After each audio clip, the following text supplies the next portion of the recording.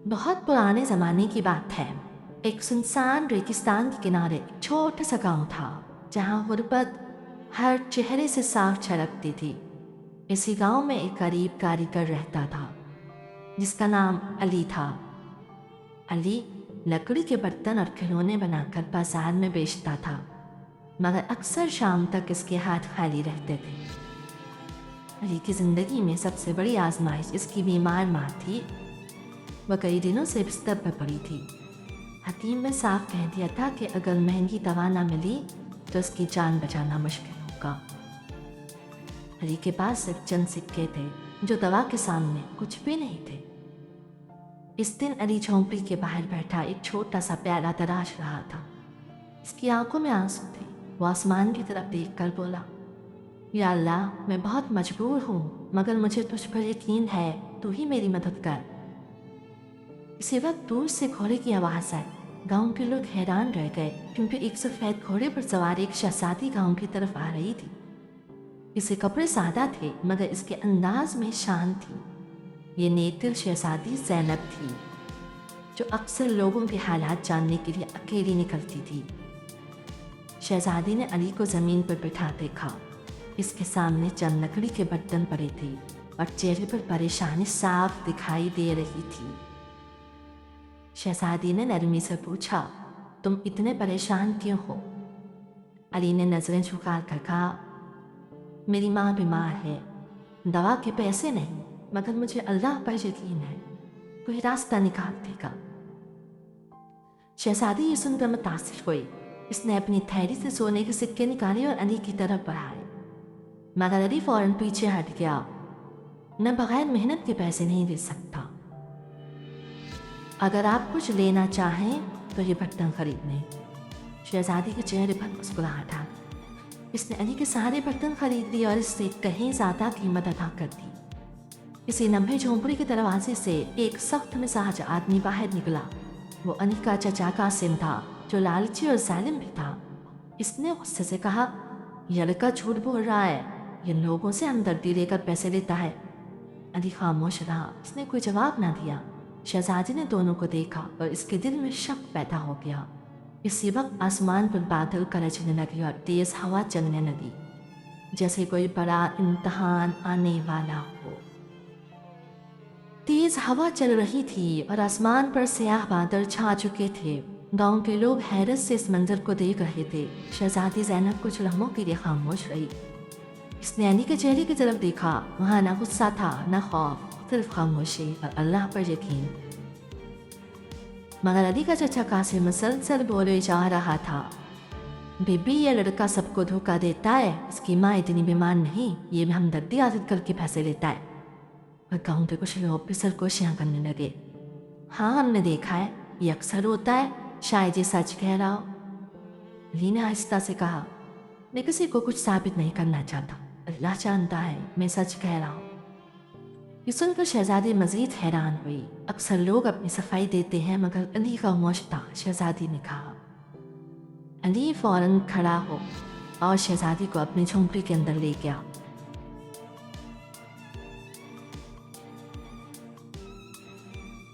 एक टूटी चारपाई पर इसकी बूढ़ी माँ कमजोर हालत में लेटी थी। अंदर अंधेरा था, इसकी सांसें तेज चल रही थीं और चेहरा जर्द पड़ चुका था। शहजादी ने यह मंजर देखा तो इसकी आंखें नम हो गईं। इसे फौरन समझ आ गया कि अली सच कह रहा है। इसी वक्त कासिम भी अंदर आ गया। वो घबरा गया, क्योंकि हकीकत सामने आ चुकी थी। मगर इसने फिर भी कहा, ये सब ड्रामा है, ये लोग हमें बेवकूफ़ बना रहे हैं। अली ने पहली बार कासिम की तरफ देखा, रास्ता से कहा, चचा, झूठ मत बोले, अल्लाह सब देख रहा है। इतने में अली की माँ ने कमज़ोर आवाज़ में कहा, बेटा, झगड़ा मत कर, अल्लाह पर भरोसा रखो, वो हमारी मदद करेगा। ये अल्फाज़ सुनकर शहजादी का दिल कांप उठा। इसने फ़ौरन अपने खादिम को हुक्म दिया, फ़ौरन शहर जाओ, सबसे बेहतरीन हकीम को लेकर आओ। कासिम सुनकर परेशान हो गया। वो नहीं चाहता था कि अली की मदद हो, क्योंकि वो इसकी झोंपड़ी और ज़मीन हथियाना चाहता था। कासिम ने गुस्से में कहा, बीबी, आप इस गरीब के लिए इतनी परेशानी क्यों उठा रही हैं? ये इस काबिल नहीं है। शहजादी ने सख्त लहजे में कहा, انسان کی قدر اس کی دولت سے نہیں اس کے یقین سے ہوتی ہے، اور اس لڑکے کا یقین بہت مضبوط ہے۔ یہ سن کر گاؤں کے لوگ خاموش ہو گئے۔ رات ہونے لگی، تیز بارش شروع ہو گئی، چھت سے پانی ٹپکنے لگا۔ علی اپنی ماں کے پاس بیٹھا تھا اور مسلسل دعا کر رہا تھا، یا اللہ میں نے کسی کا برا نہیں چاہا، میری ماں کو شفا دے۔ بارش اور تیز ہو گئی، آسمان پر بجلی چمکی، اور اسی وقت دروازے پر زور سے دستک ہوئی۔ علی نے دروازہ کھولا تو باہر شہزادی کا خادم اور ایک بوڑھا حکیم کھڑے تھے۔ حکیم نے اندر آ کر علی کی ماں کا معائنہ کیا، کچھ دیر خاموش رہا، پھر بولا، بیماری خطرناک ہے، مگر اگر دوا فوراً مل جائے تو بچ سکتی ہے۔ علی کی سانس رک گئی۔ دوا کتنی مہنگی ہے؟ حکیم میں رقم بتائی جو علی کے تصور سے بھی زیادہ تھی۔ علی نے آسمان کی طرف دیکھا، خاموش ہو گیا۔ اسی وقت شہزادی نے اپنی تھیلی نکالی، سونے کے سکے حکیم کے ہاتھ میں رکھ دیے۔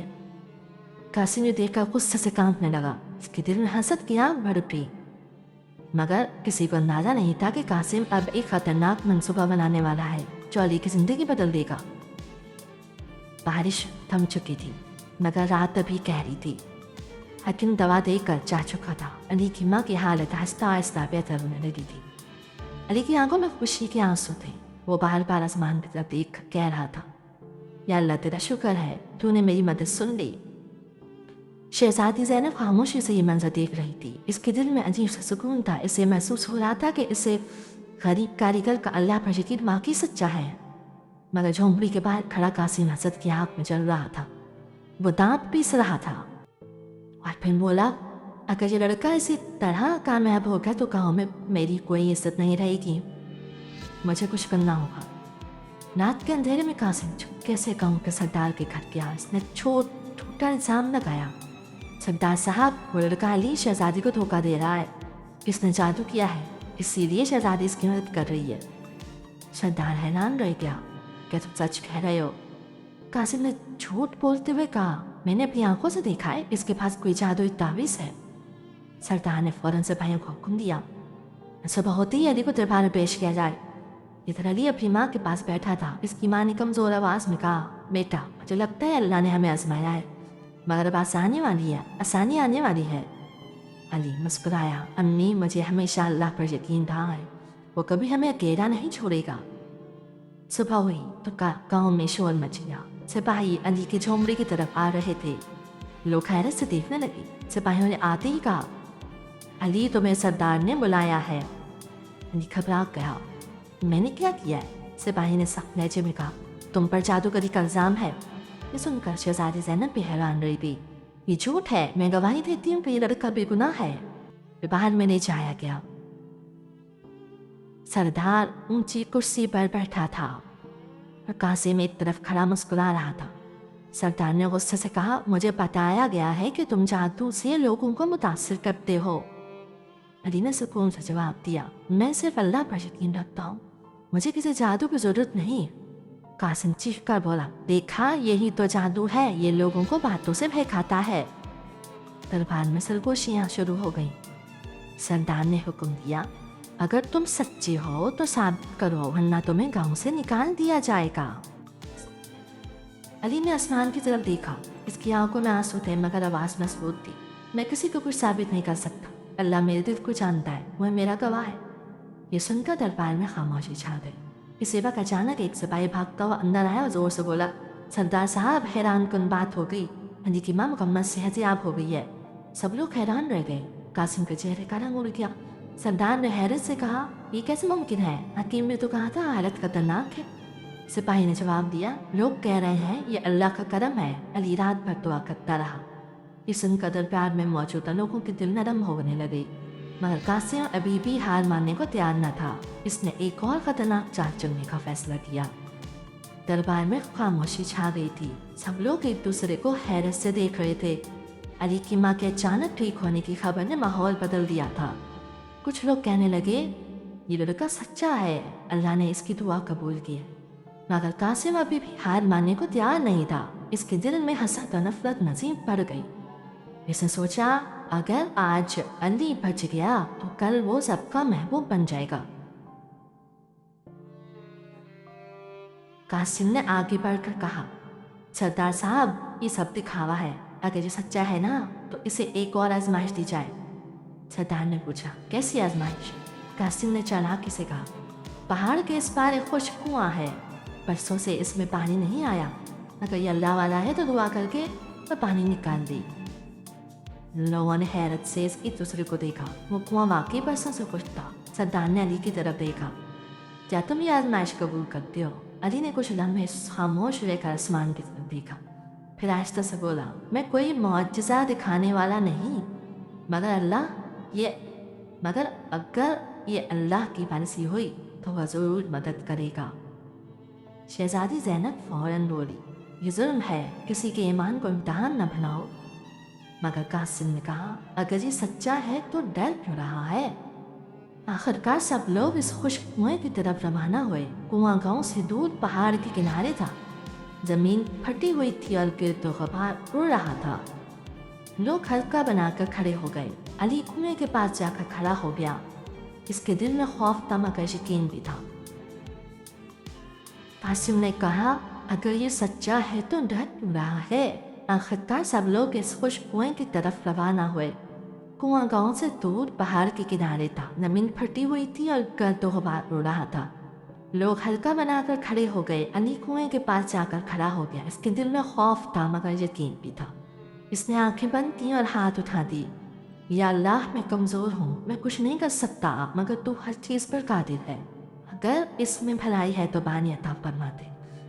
چند لمحے خاموشی رہی، اچانک تیز ہوا چلنے لگی، بادل جمع ہونے لگے، لوگ گھبرا کر ادھر ادھر دیکھنے لگے۔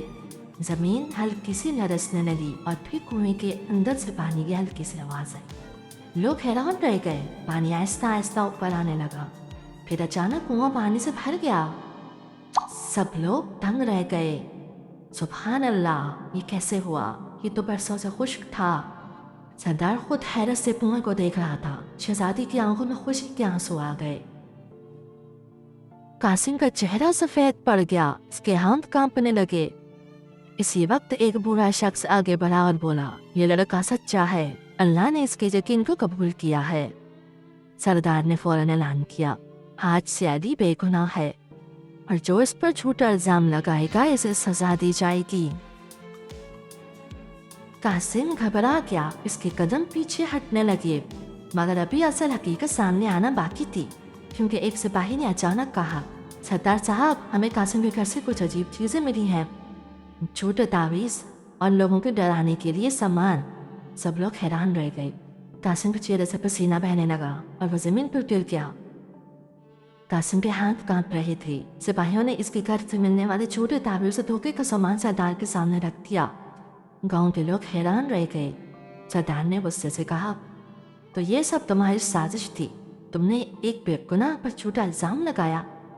قاسم زمین پر گر کر رونے لگا، مجھے معاف کر دے، میں حسد میں اندھا ہو گیا تھا، میں نہیں چاہتا تھا کہ علی کامیاب ہو جائے۔ علی خاموشی سے یہ سب دیکھ رہا تھا، اس کے دل میں غصہ نہیں تھا۔ وہ آہستہ سے آگے بڑھا اور بولا، سردار صاحب، اسے معاف کر دیں، اس نے غلطی کی ہے، مگر اللہ معاف کرنے والوں کو پسند کرتا ہے۔ یہ سن کر سب لوگ حیران رہ گئے۔ شہزادی زینب نے مسکرا کر کہا، دیکھا، یہی وہ دل ہے جو اللہ کو پسند ہے، نہ غرور نہ بدلہ، صرف صبر اور معافی۔ سردار نے اعلان کیا، قاسم کو سزا دینے کے بجائے اسے گاؤں کی خدمت کا حکم دیا جاتا ہے اور علی کو اس گاؤں کا سب سے ایماندار کاریگر قرار دیا جاتا ہے۔ لوگ خوشی سے نعرے لگانے لگے۔ اسی وقت شہزادی زینب علی کے پاس آئی اور بولی، علی، تم نے اپنی سچائی اور یقین سے سب کے دل جیت لیے ہیں، میں چاہتی ہوں کہ تم محل میں آ کر شاہی کاریگر بن جاؤ۔ علی نے حیرت سے کہا، میں محل میں؟ شہزادی نے مسکرا کر کہا، ہاں، کیونکہ تمہاری محنت اور ایمان دونوں قیمتی ہیں۔ علی نے کچھ لمحے سوچا، پھر بولا، اگر میں محل جاؤں تو کیا میں اپنے گاؤں والوں کی مدد کر سکوں گا؟ شہزادی نے کہا، یہی تو میں چاہتی ہوں، تم اپنی کمائی سے اس گاؤں کو بدل سکتے ہو۔ علی کی آنکھوں میں خوشی آ گئی، پھر میں تیار ہوں، مگر شرط یہ ہے کہ میں اپنی ماں کے ساتھ ہی رہوں گا۔ شہزادی نے کہا، تمہاری ماں محل میں عزت کے ساتھ رہیں گی۔ چند دنوں بعد علی محل پہنچ گیا۔ اس نے خوبصورت لکڑی کے کام سے سب کو حیران کر دیا۔ اس کی شہرت دور دور تک پھیل گئی۔ وہ اپنی کمائی کا زیادہ حصہ گاؤں کے غریبوں میں بانٹ دیتا۔ اس نے کنویں کے پاس ایک چھوٹا سا بازار بنوایا، گاؤں میں مدرسہ بنوایا، ہر ضرورت مند کی مدد کی۔ قاسم بھی بدل چکا تھا، وہ علی کے ساتھ مل کر لوگوں کی خدمت کرنے لگا۔ ایک دن شہزادی نے علی سے کہا، تمہیں ثابت کر کہ اللہ پر یقین رکھنے والا کبھی ناکام نہیں ہوتا۔ علی نے آسمان کی طرف دیکھا اور مسکرا کر بولا، جب بندہ سچے دل سے اللہ پر بھروسہ کرے نا تو وہ ناممکن کو بھی ممکن بنا دیتا ہے۔ سبحان اللہ۔ اسی کے ساتھ گاؤں کی تقدیر بدل گئی، غربت ختم ہونے لگی اور علی کی کہانی دور دور تک پھیل گئی۔ دوستوں، جو اللہ پر یقین رکھتا ہے وہ کبھی اکیلا نہیں رہتا، اور صبر کرنے والوں کو اللہ عزت دیتا ہے۔ اگر آپ کو نیک شہزادی اور غریب کاریگر کا اللہ پر یقین کی یہ کہانی پسند آئی ہو تو ویڈیو کو لائک، شیئر اور چینل کو سبسکرائب ضرور کریں۔ کمنٹ میں لکھیں اللہ پر یقین، تاکہ ہمیں پتہ چلے کہ آپ بھی اللہ پر بھروسہ رکھتے ہیں۔ اور ایسے ہی اسلامک مورل سٹوریز، ایموشنل کہانیاں اور ایمان افروز واقعات دیکھنے کے لیے ہمارے چینل کو سپورٹ کریں۔ اگلی کہانی بہت ہی زبردست ہونے والی ہے، مس مت کیجیے گا۔ جزاک